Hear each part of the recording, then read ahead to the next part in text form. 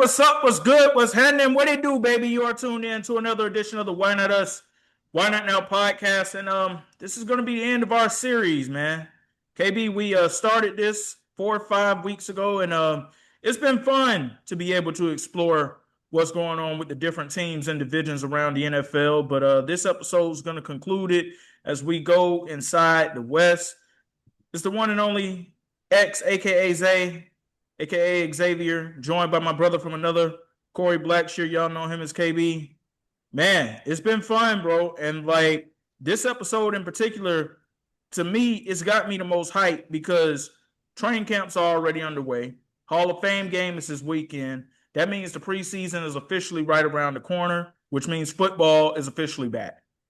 Yeah, I mean, and the crazy thing is, we're still hearing news day by day that's like, going to play a part into the season. And, some of the news that we been hearing is going to be with some of the teams that we're going to discuss tonight. So it's a lot going on, but thank God football is back. We made it through those dark times. Baseball season, as exciting as it is, I love it when baseball season is wrapping up, football season is starting. You got the baseball playoffs, football season starting, basketball season starting. So it's all like starting to transition to that fall time where it's like everything is going on. Kind of got to keep your head on a swivel because if not, you're gonna miss something. But yeah, man, it's been a hell of a journey getting to this point. But yeah, it's gonna be an upcoming season for the books for sure. So let's start off in the AFC West, man, and we're going to talk about the Kansas City Chiefs first because it was an unexpected 2026 season, well, 2025, excuse me, when you think about the Kansas City Chiefs.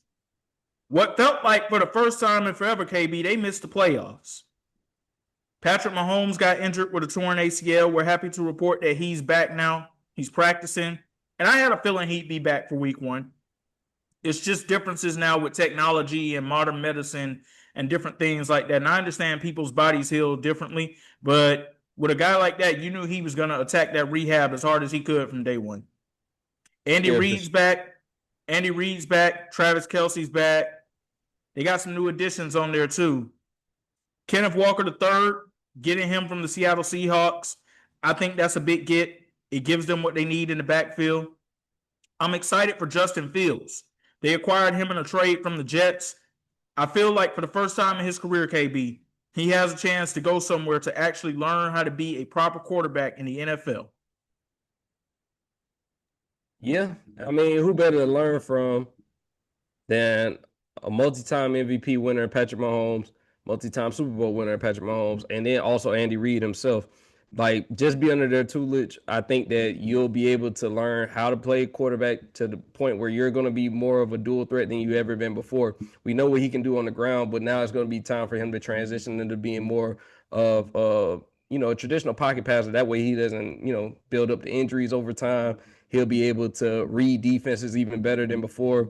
So he's in the perfect situation. I think Kenneth Walker is also in a great situation. And I think that it was more of a relationship that they needed each other. The Chiefs desperately needed a great run game. And Kenneth Walker, coming off of a Super Bowl where he was the guy in the Super Bowl. We saw, a lot of times that Sam Darnold struggled to move the ball downfield, but Kenneth Walker was able to make plays on the ground and through the pass game as well. So I think that this is a mutually beneficial relationship for both the Chiefs and Kenneth Walker. And I think it'll pay off in the long run because, that AFC West is going to be pretty tough this year. Yeah, from top to bottom. Even when people talk about the Raiders, I think they're going to be a tough out for people this year too because I like the infrastructure that they've been putting in place. Some more moves to talk about with Kansas City. Aloha Gilman, a safety. They signed him in free agency. Amari DeMarcado, there we go. Another running back to add to the depth chart room. I like that. Kader Kahu, a cornerback, bringing him in. Re-signing Tyquan Thornton. Some of the key departures, Trent McDuffie, obviously, but it felt like that was kind of going to run its course anyway. It was only so much you were going to be able to do with a guy like that on the roster, eating up so much of the cap space. Eventually, they were going to have to replenish themselves at other needed positions on the team. One other addition they made, they brought Eric Bieniemy back as the offensive coordinator. Before we get into what that means for the team, let me just take the time to say very grateful that everything is okay with Eric Bieniemy and his wife. We know that as the Chiefs were going into training camp, there were reports that came out that she was shot in their home in Virginia, allegedly by their son, and the injuries were said to be serious. At one point, she was in ICU. Thankfully, Andy Reid came out last week and reported that she is in stable condition and she is doing great. So just want to just show some thanks right there in that moment that everything is okay with that situation, or at least it appears to be, just in terms of her health and her well-being, and sending up prayers for them and their entire family, because it's honestly a very sad situation if that is indeed how everything went down with that. But as far as Eric Bieniemy being back in the building, I think this is the absolute right move, because when EB was there, that running back room was right. And honestly, you were getting the best version of Patrick Mahomes, if we're being honest. Not taking anything away from Andy Reid, because I know that he is the maestro behind all of that in terms of the play calling. But when EB was there, KB, Pat Mahomes was winning MVPs. Yeah, and you got to think about it. It's just certain things that just didn't seem right last year without him. I think him being with the Commanders, it hurt Patrick Mahomes in a sense, and it also just hurt that offense as a total. Like Travis Kelce wasn't he had a very down year, even contemplating like people were contemplating whether he was going to retire or not. It was a big thing that was to be made out of that, but it just didn't seem fluid like they usually are. Like Kansas City, we know offense is never their problem, and hell, even if we want to talk about Spags defense, we know that they're always going to be ready to go, but just they didn't seem fluid. Then the Patrick Mahomes injury kind of compounded the whole thing. But I look at it like with now him coming back, he's coming back to a familiar situation. He has his quarterback that he's been with for numerous years, had Super Bowl runs with, deep playoff runs. So I think that this is going to be one of those situations where Eric Bieniemy is able to get back to, I feel like an area that he feels most comfortable with. I know he's been passed up on a couple of head coaching opportunities in the league, but I think that this is where he's most comfortable. He's a brilliant offensive mind, and I think that this is to help him also, get back to that auditioning type of for a head coaching role if that still is in his future. I got a theory for you, and I had this theory a couple of years ago before he departed the building to go to the Washington Commanders and become their offensive coordinator. I believe that Eric Bieniemy is the head coach in waiting once Andy Reid decides to retire, because I don't think Andy's going to coach too many more years. Big Red is up there in age. Yeah, I mean that could be a smart theory, and they also could be prepping Spag to take over. Who knows? I mean he's been a head coach before, but I just don't know if what they see, because it has to be something, because I don't know what it is, but for him to be passed up not once but multiple times for head coaching opportunities, something wasn't there in those interviews, and I'm not sure what it is, because I believe he's a brilliant offensive coordinator. I don't know exactly what was the missing piece or pieces that other teams did not see from a head coaching perspective, but I do believe that Eric Bieniemy should be a head coach one day, and if it is to the point where he can stay in the house and coach the Kansas City Chiefs, I would love that. That would be a real good feel good story. Him going and then coming back, showing his worth, and then being able to lead them to another, possible championship. That'll be a good feel good story if Andy Reid decides to hang it up in a few years. KB, we are two brothers who walk by faith, and I'm gonna simply say this when it comes to Eric Bieniemy. It's not right that he was passed up all those different times for those head coaching positions. You're very well right that it could be something there that maybe we don't know, that we don't see. But sometimes those other places are not the places that are just meant for you. Sometimes it's meant for you to be in one place in particular. And I think that Kansas City is the place where I think it's meant for him to be and to ultimately take over as the head coach. How successful will he be as the head coach? I don't know. Time will wait and tell. We'll have to see, I think. But I think he's going to be the guy. I hear you when it comes to Spags, but here's the thing. I think Spags and Andy Reid are a package deal. I think when Andy Reid leaves, I think Spags is going to leave too.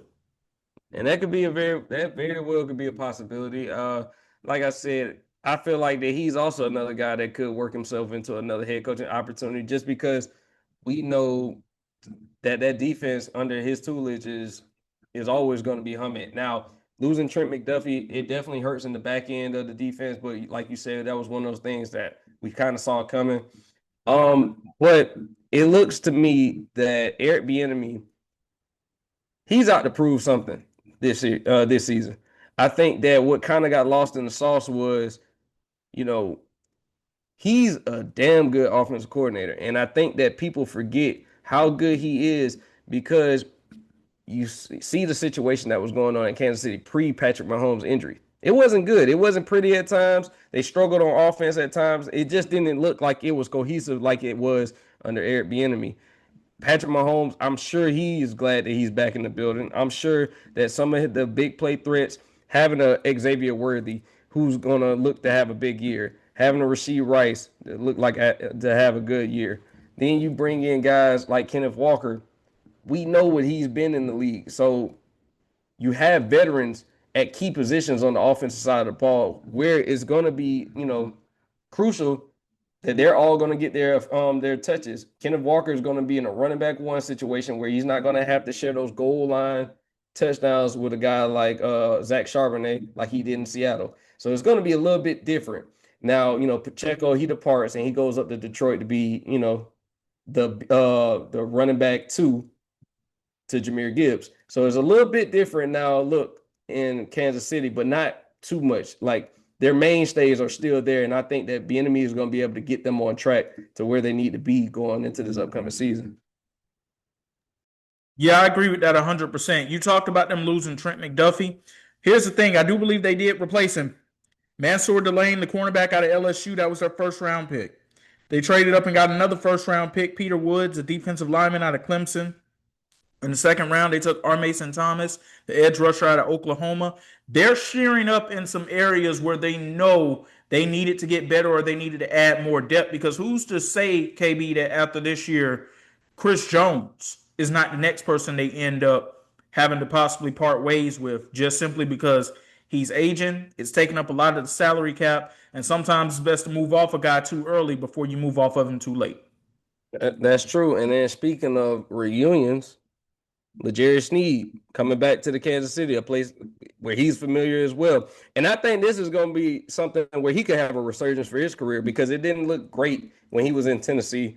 But now he's coming back to a familiar situation, back with a familiar face and Spag. So he'll be able to kind of, I think that a lot of times he didn't feel comfortable in Tennessee. It didn't look as comfortable as it was when he was an all-pro corner in Kansas City. So now I feel like that it's a lot of reunions that are going to, I feel like, pay dividends, because, like I said, we know what that AFC West is going to be. We know it's going to be a gauntlet. You have much improved teams like the Denver Broncos. You even have much improved teams like the Las Vegas Raiders. So it is going to be a situation where I feel like this is going to be one of the best divisions in football. Now you get those guys back in the building. Now you can kind of see what we got going into next year, because I feel like L'Jarius Sneed, while I feel like Trent McDuffie is the better corner, I feel like the familiarity with the situation, the defense, the scheme that Spags likes to run, I think that he'll be able to fit back in, and it won't be a hard transition. You know what I mean? Like, it'll be something where he's able to just basically be plugged back into a similar situation that he was in before, just with possibly a different role with a young guy coming in from LSU. So I think it is a little different, but I think it is going to be a good difference in, the situation that he was in when he was in Tennessee. And to everybody that doubted my QB, I just want y'all to know 15 coming back for blood. He coming back to remind y'all and show y'all who he is and what he is. But let's move on to the second team of this division that we're going to discuss. That'd be the Los Angeles Chargers. So just amongst the player moves that they made, added David Njoku, a veteran tight end, to their tight end room. I really like that move. Dalvin Tomlinson, Denzel Perryman, some defensive veterans.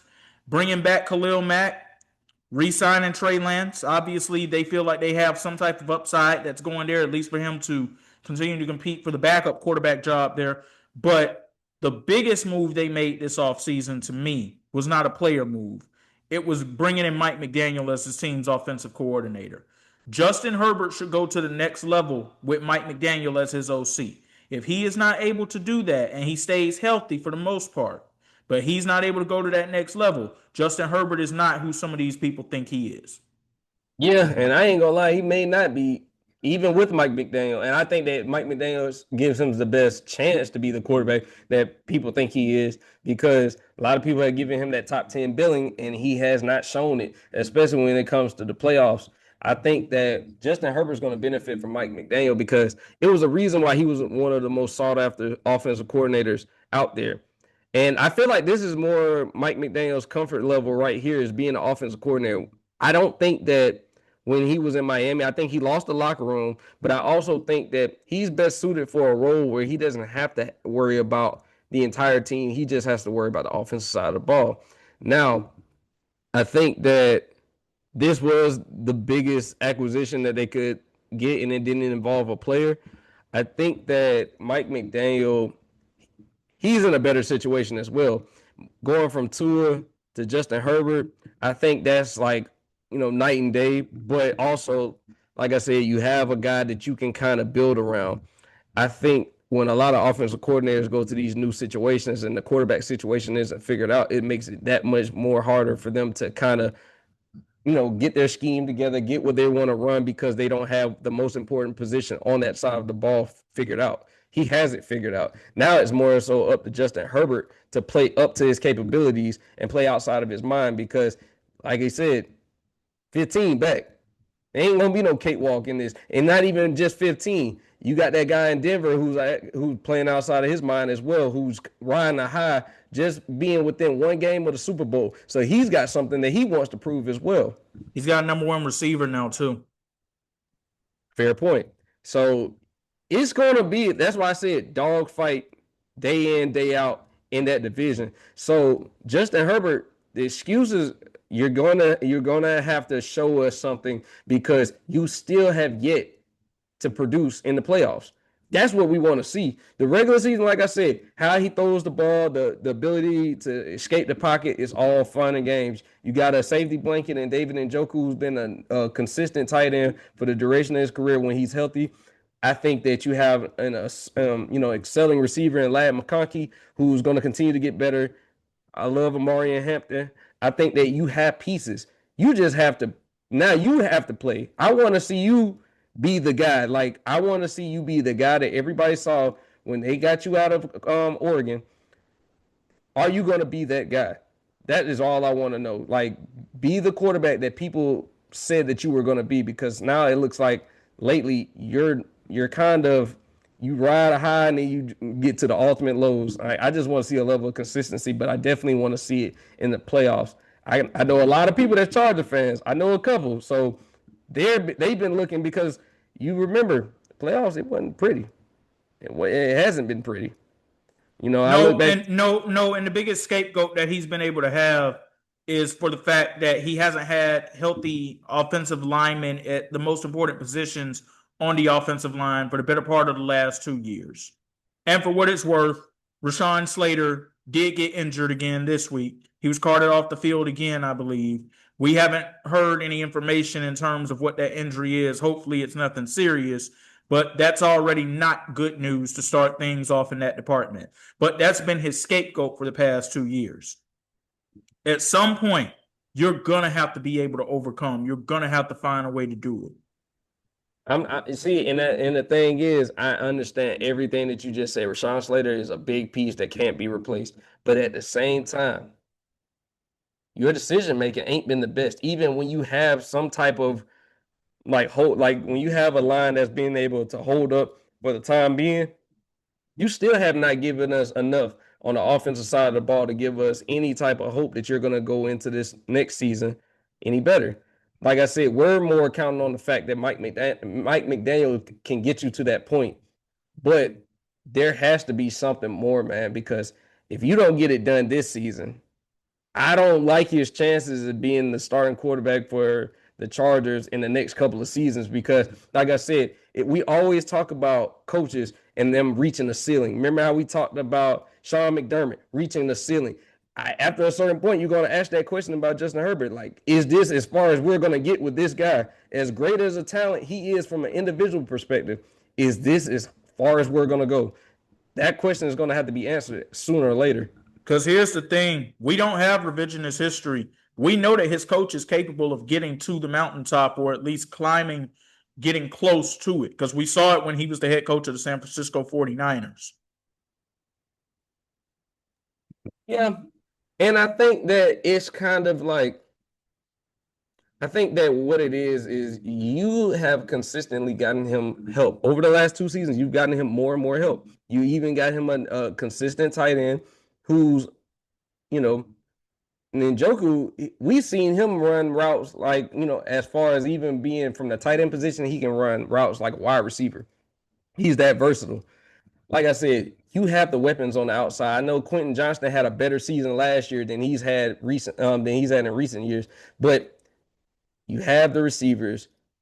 I know about the offensive line, but at this point, you out of excuses as far as I'm concerned, my boy. Like, this is to the time that you got to put up or shut up because, like I said, you don't want to be known as the worst quarterback in your division, and you have Pro Bowl type of talent. You have all pro type of talent if you want to be completely honest. But with Patrick Mahomes being the clear leader, Bo Nix right there, coming off of a AFC Championship type of appearance, then you have Fernando Mendoza in the wings, and we don't know what it's going to look like with him. But just saying, like, he's coming and he's on his way, and depending on how things are going, how things are going to go in Las Vegas, you could be known coming out of this season as the 4th best quarterback in your own division, which is crazy to say because it was for years you were automatically slotted in at number 2 spot under Patrick Mahomes, and now you might be getting uprooted by a rookie and a guy who's coming in after 2 years experience. So it's not looking good, but you have promised to get to that point, get back to that number 2 spot. But yeah, you got to just show it, man. I can't really make no more excuses for you because, like I said, the coaching is right there for you. You have a better coaching situation than most. I want to talk about some of the draft picks they made too. I'm really excited for Mesidor, the edge rusher coming out of Miami. I'm excited for him being added to that defensive front and being able to learn from one of the best of a generation in Khalil Mack to do it on and off the field. Jake Slaughter, the center out of Florida. Brennan Thompson, that's a quiet, sneaky good pick that they made, the wide receiver from Mississippi State University. So they're loading up here, but the only question mark that we truly have when it comes to this team is your quarterback that guy? And we'll just have to wait and see if that's going to be answered this year. Yeah, I'm optimistic. I'm holding out hope because I really like Justin Herbert as a player. I like him as a quarterback. I think that he has the talent. He just has to go out there and prove it. And once he starts, like I said, once he answers those questions, I think that he'll start silencing everyone, little by little. But I think that he has to go out there. He has a lot to prove this season. I don't care. I know we talk about, like, some people even said Patrick Mahomes has a lot to prove this season. Now, I think Patrick Mahomes is coming out for revenge. I think that a lot of people wrote off the Chiefs. He's coming out for revenge. So it's a kind of a different journey. I think that in this division alone, I think that Justin Herbert has the most to prove because he's the one that's been coming up short consistently. Well, teams that are trying to just get back into the conversation of relevance, that would be the Las Vegas Raiders. And we know they added Kwity Paye. We know they added one of the Eagles' standout rushers, a UGA standout as well.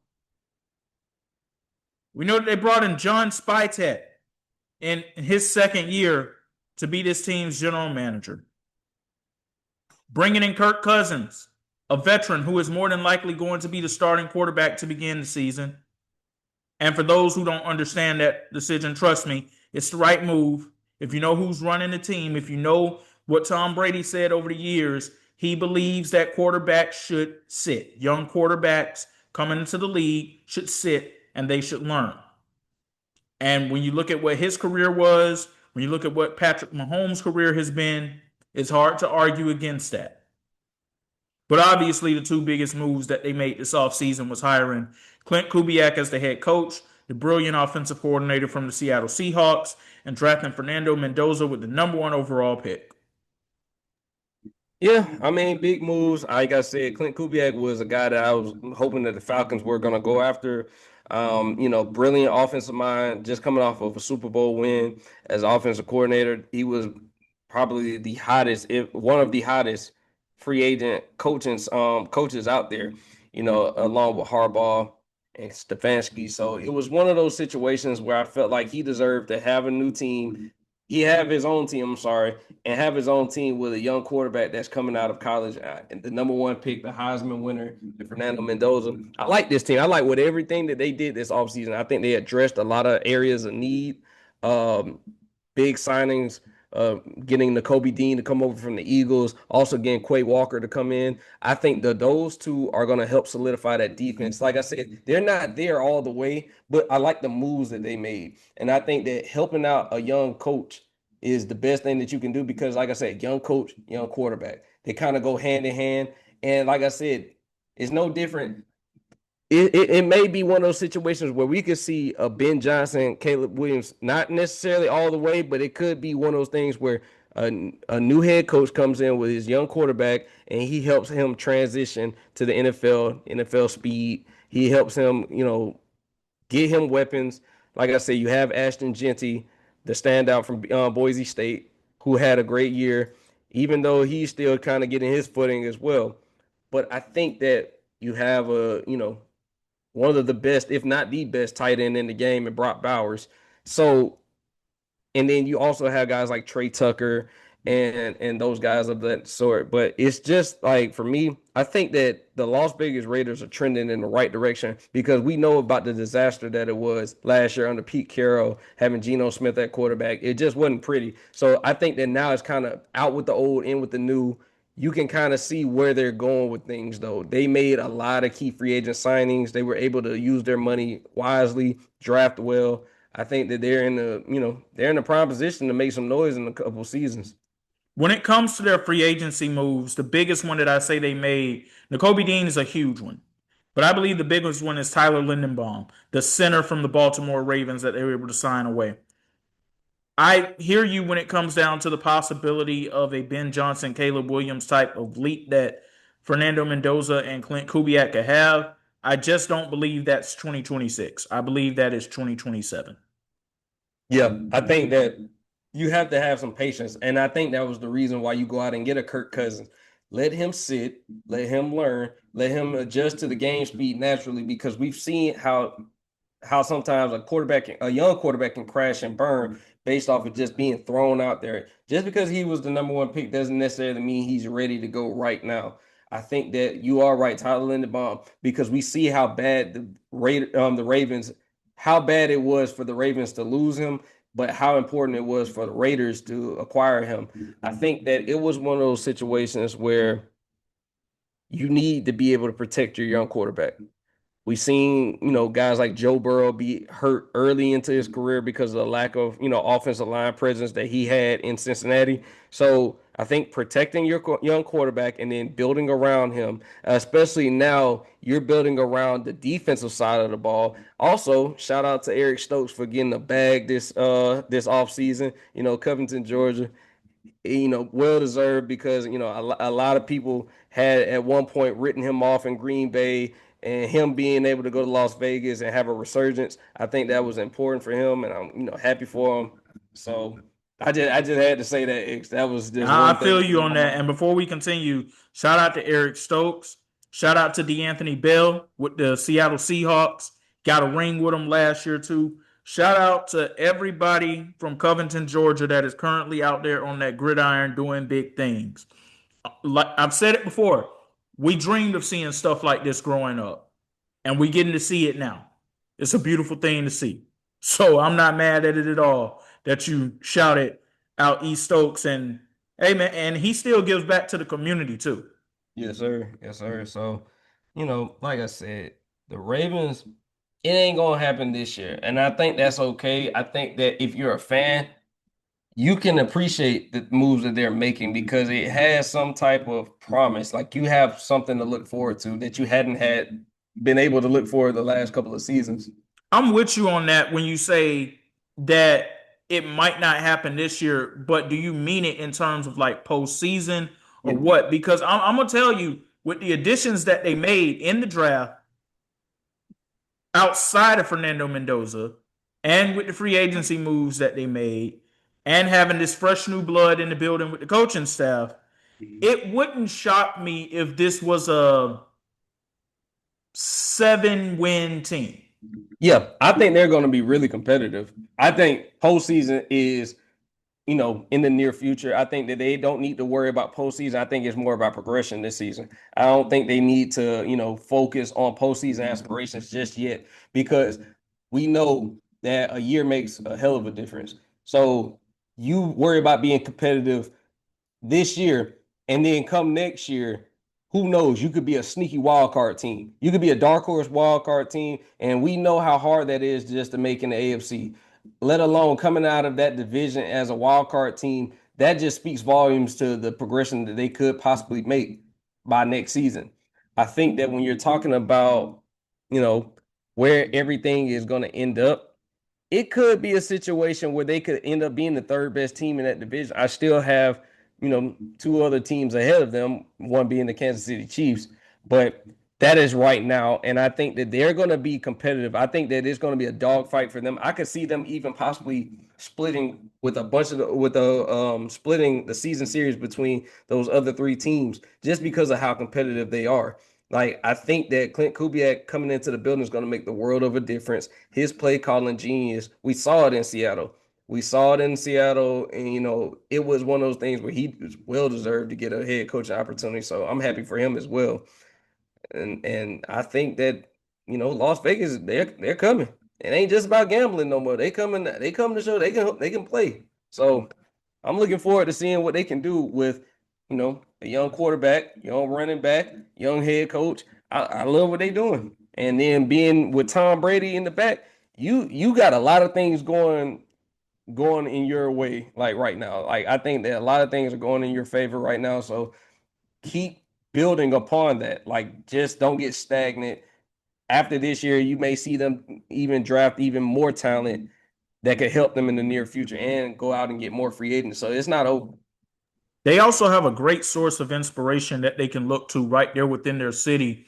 A team that happens to also be owned by the Davis family and Tom Brady is part owner of, and that would be the Las Vegas Aces.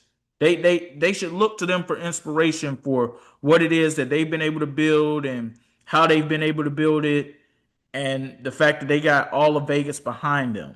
But the Raiders are one of those sneaky fan bases that I don't think people from our generation actually understand, like how deep that Raider fan base really is. It's just been quiet for years because for the better part of the last 23 years, they've been god awful. But just like we saw with the Commanders in the 2024 season and when they went on the postseason run, oh, they out there and it's deep. Yeah, I will say that the Raiders have one of the best fan bases in the league. Like, if you remember, even when they were in Oakland, no matter if they were winning or losing, they were still like packing out that stadium just to the point where that it was so many diehard fans. That just shows you the type of city that Oakland had and the type of effect that they had on that team. Because when you see that black and silver, it was like synonymous. Like a lot of people worldwide knew about the Raiders, no matter if it was Las Vegas or if it's Oakland. They know when they see that black and silver, they know who it is. So I think that Ravens. The Raiders have one of the best and most unique fan bases in the league. And I think that I want that. I'm rooting for them to win. I'm rooting for them just because I know what it's like to be in that dungeon. And I know what it's like to rise up out of that dungeon. You see what I'm saying? So I want to see them be competitive. And I'm rooting for Clint and Fernando. I'm rooting for them too, but watch your terminology. I think y'all need to bury that rise up phrase in Atlanta. Like, I think y'all need to find something else to talk about besides those two words. We'll talk about them soon.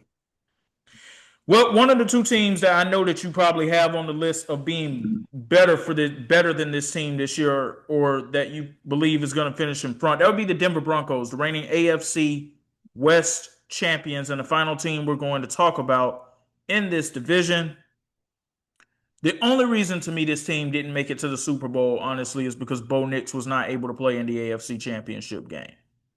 Jarrett Stidham, he gave them one good drive, and then they couldn't really do anything else with the Patriots defense.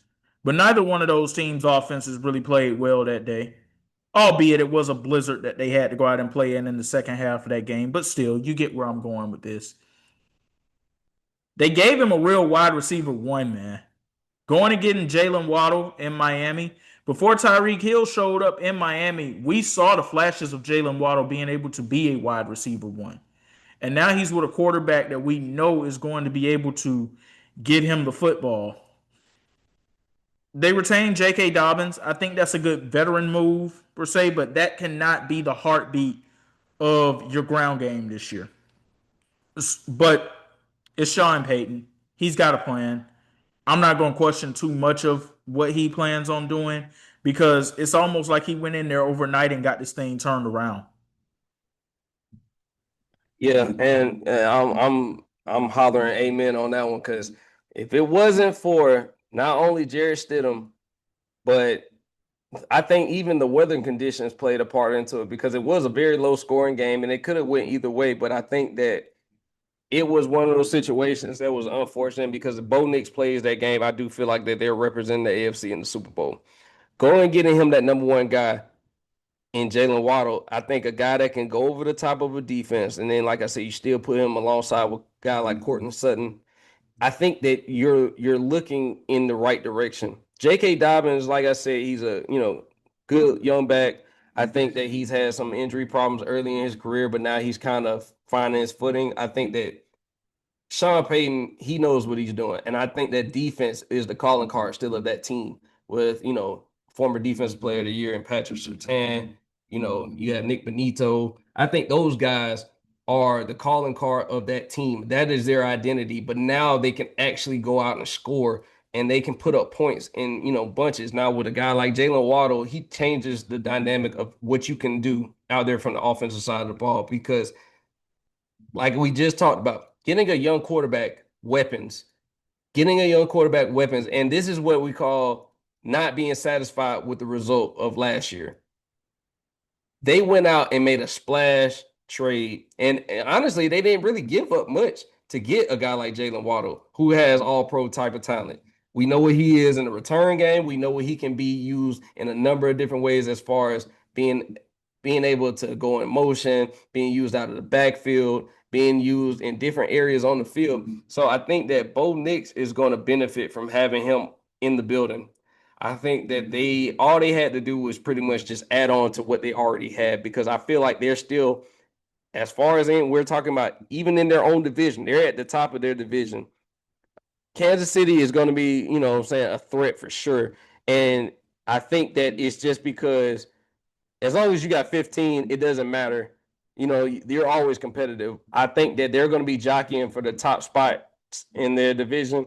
But I think that it's going to be one of those situations where don't be surprised at the end of the year if Denver is the number one team, they're the AFC West champions because of the fact that defense, we saw it time and time again. They've been able to shut out games on their own just off of the defensive side of the ball. So I look at it like it is, I look at Denver as they're in a better situation, obviously, offensively, but they were able to retain all of their talent on defense as well. So that was the most important thing for me. I think that they're going to be primed to be possibly back in another situation where they're having a chance to make an AFC championship and this time, get over the top of that mountain and be able to represent the Super Bowl. So that's their aspiration. They're Super Bowl or bust at this point because they saw it. They got the experience. Now it's time to see if they can be able to take it one step further. And now it's time for us to give you our AFC West predictions. I'll go ahead and go first on this one. Despite all the pleasantries I gave the Las Vegas Raiders, I am going to pick them to finish in fourth place, but I think it will be one of the more competitive fourth place finishes. And this division is so tough to do this with, but I'm going to say the Chargers finish in third place. I don't know if that's going to be good enough to make a playoff seed, but until I see Justin Herbert actually do the things that it is we said he needs to do, I don't believe they're better than those first two teams that we haven't even named off yet. Give me Denver to finish in second place. I do believe they'll be a wild card team, but I think they have a strong chance of finishing as the representative in the AFC for the Super Bowl, even as a wild card team, as long as they are healthy, because they came close to sniffing it. So, like, they have more experience under their belt. And you know, I'm somebody who believes in the calling card that defense wins championships. So that means I'm picking Kansas City to win this division. 15 is back, and Andy Reid's career of 27 years of being a head coach in the NFL, he has only missed the playoffs in back-to-back seasons one time. They're about to come back, and they're about to remind some people of just who they are. Will they go far in the playoffs per se? We'll have to see. But as far as winning this division, yeah, I'm gonna pick Kansas City. Yeah, and I'm kind of like with you on the order. I do think that race between Kansas City and Denver is going to be close. I can see them splitting season series definitely just because of the fact of familiarity. Also, the fact that, like I said, I feel like team defense wise, Denver has a better team defense right now than Kansas City. I do think that Kansas City has the better quarterback. They have a better offensive structure. Like I said, adding a guy like Kenneth Walker obviously changes the dynamic because now Pat Mahomes has a legitimate run game, which is something that he's been needing for a while, just to be able to have a guy that he can hand the ball off to, who's also effective in the passing game. So I am gonna give the Raiders fourth, which like I said, no shame in that because they're young, they're figuring everything out. I'm gonna say the Los Angeles Chargers are third, but don't be surprised if things start falling off the wagon that they end up in fourth place. Right now, I'm gonna give them third. Then, like you said, I'm gonna echo the same thing. I think Denver is gonna be a second place team in this division, and I'm gonna finish out with the Kansas City Chiefs being number one, just because of the veteran leadership that they do have, especially on the offensive side of the ball, especially when it comes to the coaching staff that they have when it comes to Andy Reid, Eric Bieniemy, and Steve Spagnuolo. I think that they have enough as a core group that's been through plenty of deep runs. I think that they have enough to get it done this year. Like you said, I don't know exactly what the future holds as far as the playoffs, because it is going to be something where it's going to be even tougher this year than it was last year, in my opinion. I think that a lot of teams got better in the AFC. And I think that this is one of those situations where if Denver ends up coming out of the AFC West, I won't be surprised. But if Kansas City comes out of the AFC West, I don't think anyone should be surprised because, like I said, we know how much 15 changes how you game plan as a defense. We know exactly how it is. And like I said, he has weapons. Like I said, Travis Kelce, he's out to prove something this year. I still feel like that he's not finished writing his story as well. So I think he's got about a good 600 to 700 yards in him for this year. yeah, he's not the Travis Kelce of old. I think we all know that. But can he at least be a safety blanket that Pat Mahomes can, go to when he is, scrambling out of pocket and he's in trouble? I think so. I think so. I don't think he has to be the Travis Kelce of old for them to be competitive, for them to be a Super Bowl team, because I don't think that that's him anymore.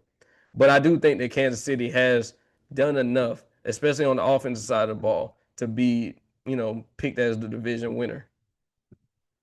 All right, it's time to get to some quick hitters, and we're going to begin with the move that set the MLB world on fire over the weekend and had me ready to crash out on Saturday night. Tarik Skubal getting traded to the Los Angeles Dodgers. Trade being made on Saturday night with the Detroit Tigers and the Dodgers. And I just got to say, KB, I was so disappointed with all of the other suitors that had a chance to get this done. Anybody but LA. Anybody but that Dodger blue. Hey, man, look, I was one of those people that was like, I don't even care if he goes to Milwaukee. And we know Milwaukee is a juggernaut this season. I'm okay with anybody other than the Dodgers for the simple fact that I looked at this trade as they don't even necessarily even need him. They have a rotation that has some of the best quality starters out there in the league. And they just were need able guys to get healthy. Yeah, that's really it. We know what Yamamoto is. We know what Shohei Ohtani is. We know what Blake Snell is. It's just, for me, the simple fact that they are able to, I know a lot of speculation has gone about, if other teams wanted to do it, then they could have done the same thing. We're not talking about the trading portion of it, but it is getting kind of ridiculous to the fact that we're seeing the same thing in and out, year in, year out, when it comes to either trading for superstar players and then that's not even the only pitcher that they acquired at the deadline, which is crazy. They acquired another pitcher that's also made the last two All-Star games. So they're acquiring all of this talent. They have, according to MLB.com, they have the number one farm system in the league. But I do feel like at a certain point they do overrate their prospects. That is just me. I've seen a couple of them. I'm not thoroughly impressed. I think the part that was disappointing in the whole thing, and we talked about this a little bit off stream, but was the fact that the Tigers called the Dodgers to get the deal done, not the other way around. The Dodgers presented a package for Skubal, and I think that it was more disappointing to hear that, regardless of what other teams put together as a package, that they wanted the Dodgers prospects over some of these other packages, which I felt like maybe even featured better prospects and even better players, veteran players. So I think that it was just one of those things that, even teams like the Atlanta Braves, who desperately could have used some starting pitching at the deadline, were unable to, because the rumor was Skubal at the end of the season was going to look to LA anyways as far as his next destination to play. That was the rumor. Now, I think that plays a part into this whole thing, because if he was destined to go to the Dodgers anyways, the deal makes more sense. And the fact that they were able to just grant his wish to send him to a place that he was going to possibly look to re-sign anyway. But I do feel like this is going to have some lasting effects going forward as far as what next season holds. No baseball in 2027, ladies and gentlemen. Get ready for it. It's going to happen. More news that I just found to be mind-boggling, disappointing, and just really wishing people would shut up. Kevin Durant comparing LeBron's move to Philly to his move in Golden State, and saying that the move to Philly is actually more than his move to Golden State, because he talked about how these guys are 25 point per game scorers, and with Golden State they were 20 point per game scorers. And in an Instagram post, I really didn't find this to be the greatest look either. He brought up Klay Thompson's name and said Klay Thompson, 22 point per game scorer, never been an MVP candidate and nothing. That felt like a personal shot at a guy who was really a part of the infrastructure of the Golden State Warriors dynasty. Yeah, and it felt like it was like, you're right, it felt like some shade being thrown there. And it was like crazy, because coming from Kevin Durant, who also said Klay was one of his favorite teammates to play with. So it's just like weird. But there ain't no way in hell that you could think this is even comparable to situations. Now, I knew the situation was going to be crazy and it was going to be talked about for, months to come, just because of the fact that it was Bron and who he decided to sign with after, Philly acquired Jaylen Brown. I knew it was going to be a very big talking point. But there ain't no way that you can compare a guy going, a former MVP, former scoring champ, to, going to a 73-9 team coming off of a loss in Game 7 of the NBA Finals, to 42-year-old LeBron going to the 76ers. Now, I do think that there is some context that does need to be added when it comes to the Bron to Philly move.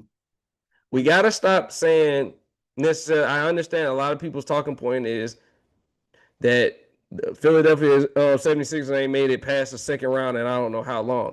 But you got to think about it. You got to stop using that, because a lot of those guys, this ain't the same teams. This ain't the same team that wasn't made. Like, you have Maxey and you have Embiid. The rest of that team is completely It has been revamped. So we got to stop using that every time that a situation happens. And to be honest, I didn't like the narrative that, oh, it was only a super team once LeBron signed. We already had them going toe to toe with the Knicks for the Eastern Conference crown. So before that even happened, Bron does circumvent a lot of things because we know what he is from just a playmaking standpoint. He can still give you certain moments and bursts and spurts like here and there, but we know what he is from a playmaking. He has one of the greatest offensive IQs that the league has ever seen, if not the greatest IQ. So I don't think that I think a lot of talking points have been unwarranted. Some of them kind of, be honest, stupid, if we're going to just, for lack of better words. But I think that comparing the two, they're not comparable in any way, shape, or form to me. You being real nice right now. You won't go to the place that I'm going to go with this.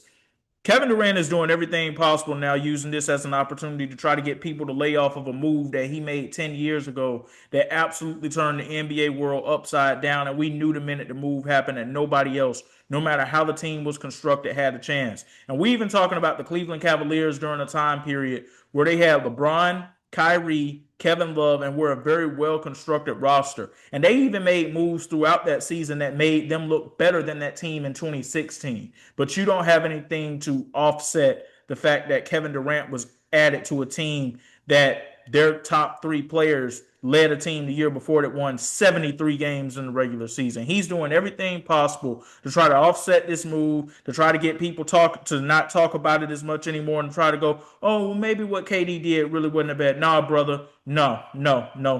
I'll even provide more.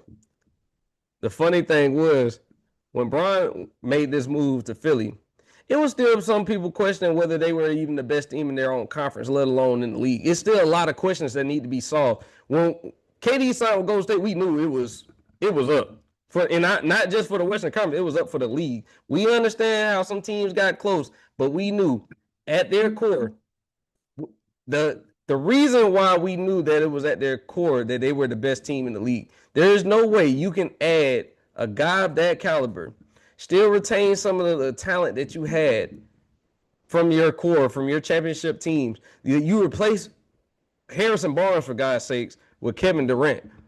It ain't the same thing. And it's just like when I say that we don't know if they're necessarily better than the Knicks. We don't know if they're necessarily better than San Antonio. We don't. It's certain things that we're not necessarily ready to just go ahead and say because they added a 42-year-old LeBron, who's not the same player he once was, but he's still a damn good player. But we're not ready to just say that they're head and heels over everyone. Yes, you add a former Finals MVP and Jalon Brown, who's coming off of his career best season, but Joel Embiid is still a question mark with his health. We don't know exactly what he's going to provide for you on the basketball floor because we don't know exactly how many games he's going to play.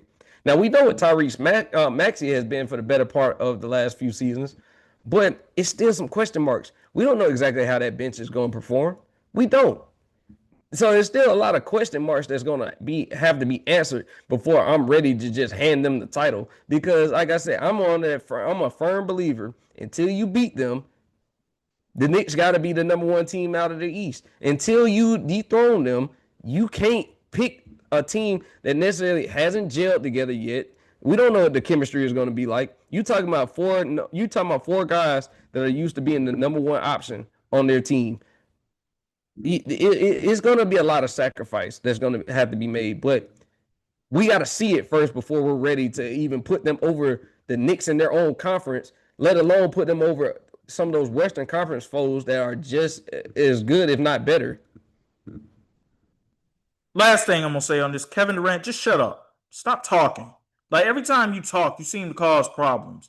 Like, everything was fine in Houston last season until we started seeing and hearing about those burner accounts once again. That's what honestly messed that team up. I don't even understand why he's still a Houston Rocket, quite honestly.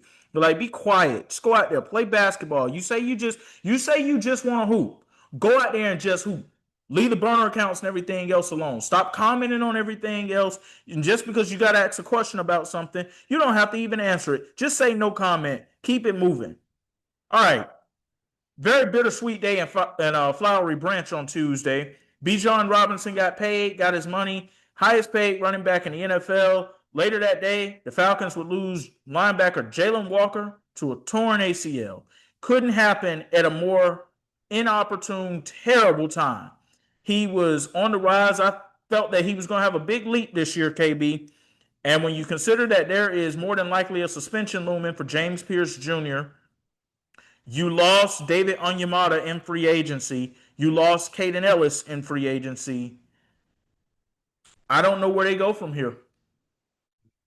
Yeah, man, it's tough, man. Like when you talk about everything that the Falcons have lost from a defensive side of the ball, and then possible the looming decision that you still have to make on Jesse Bates extension, it's a lot going on at a terrible time.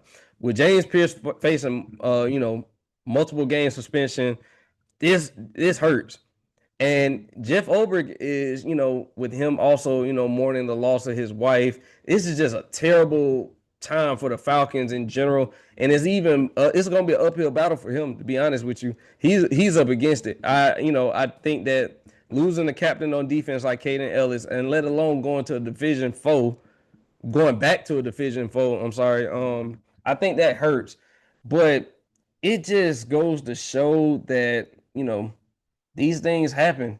I hate that it happened to Jalon Walker because we saw that he had a great rookie season, and we were looking. He had lofty expectations coming into this season, and I'm just praying that he recovers well and that he's able to go next season. But that was definitely a blow. But I do have to say one thing and one thing only. Gerald McCoy had to go on TV and say one of the most brain dead comments I've ever seen. He said it was kind of like getting a soul for having to get a soul for a soul. He was saying the fact that you get Bijan Robinson, but you give up Jalon Walker. I thought that's had to be one of the stupidest things I've heard in a long time, bro. And I'm gonna be honest. There's a lot of people that say a lot of stupid things. That got to be one of the dumbest things I've ever heard. For the simple fact, why would you even feel comfortable saying that, for one? You seen Louis Riddick's face when he was making that comment. He looked like confused, and he was trying to figure it out, like why he was saying it. But it made no sense. First of all, Bijan Robinson was already with us. We were just making sure that he was taken care of properly. He was already with us. But to put that type of stuff on a guy who's, going into his second year, that's disgusting, man. I ain't gonna lie. That pissed me off just because, first of all, Gerald McCoy, don't speak on no Falcons. You ain't good in Atlanta no ways anyway. But don't speak on nothing that has to do with the Falcons from now on, because you kind of put a bad taste in everybody's mouth when you said that dumb comment this morning. Yeah, he should be more concerned, quite honestly. And I know he's got a job to do as an analyst and a broadcaster now, but he honestly should be more concerned about trying to do whatever he can do to help his team, the Buccaneers, try to resalvage whatever relationship they need to resalvage with Vita Vea, because that whole thing is going to hell real fast. Last quick hitter we'll talk about. We don't talk a lot of pro wrestling here, but we're gonna talk about it just here a little bit in this moment, because end of an era happened on Tuesday. Man, Brock Lesnar went on the Pat McAfee show and said that his match against Obafemi at SummerSlam in the Hell in a Cell was his final match. Brock Lesnar said that he is officially retired from the squared circle and anything else. Now, it's pro wrestling. They could be working us. It could be an angle. We don't know. But what I will say is that it feels more real this time, KB, compared to at WrestleMania, when he took his gloves off, took his boots off, left it in the ring. Even as emotional as that moment was that he and Paul Heyman got to have with each other in front of the entire world, just hearing the words come out of his mouth makes me feel like it is more real. And the fact that the reports that came out Saturday throughout the day is that Brock was leaning and fighting really hard backstage to make sure that his match with Obafemi was the main event of night one, because it was supposed to actually be CM Punk and Cody Rhodes based on all reports. Man, just want to say thank you to Brock Lesnar, man. Like, no combat sports athlete like this guy, a champion in college, 10-time champion in WWE, going to Japan, then going to the UFC. had a small little stint in the NFL during the preseason before he got cut by the Vikings. But nobody liked this guy. You talk about guys that there will never be another of. There will never be another Brock Lesnar. And I know that after his match with Obafemi, he gave him the rub and said, "This is the future." And he pointed to himself and said, "This is the past." And then pointed at Obafemi and said, "This is the future." I know it's a lot of Obafemi fans out there. His future is bright. Obafemi not going to be Brock Lesnar, man. Nobody else is going to be Brock Lesnar. Nobody else is going to be that believable to be able to just do the things that Brock Lesnar did. And thank you for the memories. Of course, obviously, the one that stands out to me as the most vivid one is him beating The Undertaker at WrestleMania in 2014 at WrestleMania 30. But yeah, just huge thank you to Brock Lesnar for all of the memories and he provided us over the years. And it's going to be a little different not having Brock around. Yeah, and the best way to describe him is a once in a generation athlete.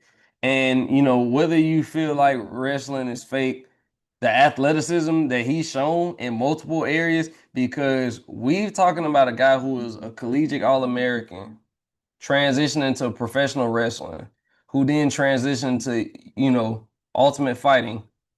It just goes to show that Brock Lesnar was one of those athletes that whatever he wanted to do was, the world was his opportunity. Like he could do whatever he wanted to do. Even him being able to say that he tried out for the NFL, also played in the preseason, like that just goes to show you ain't gonna see this type of athlete come around like that. A guy that big to be able to move that fast, it is almost scary when you think about it, because that guy was basically almost 300 pounds running at the speed of light, being able to lift up multiple guys at a time over the course of his, WWE career, then becoming a champion in the UFC. I think that it just goes to show that he was one of those guys that you won't see come around every.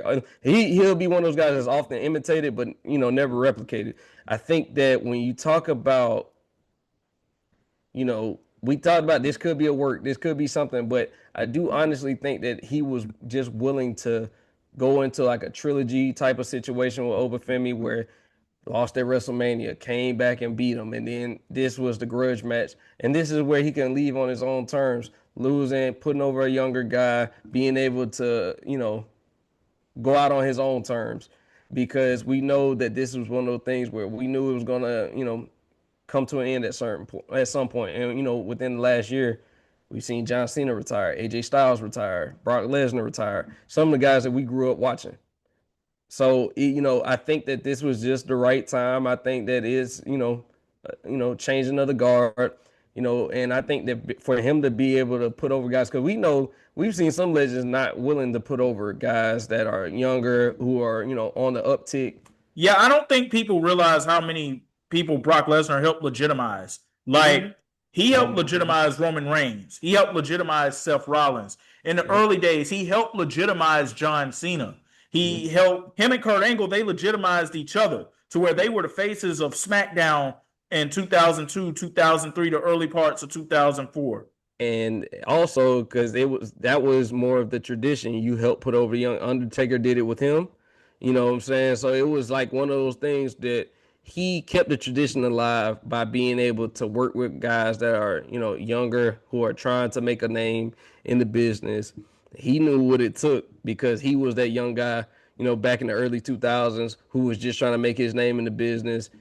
And he was able to do that in a way that I think was faster than pretty much anybody else at that time.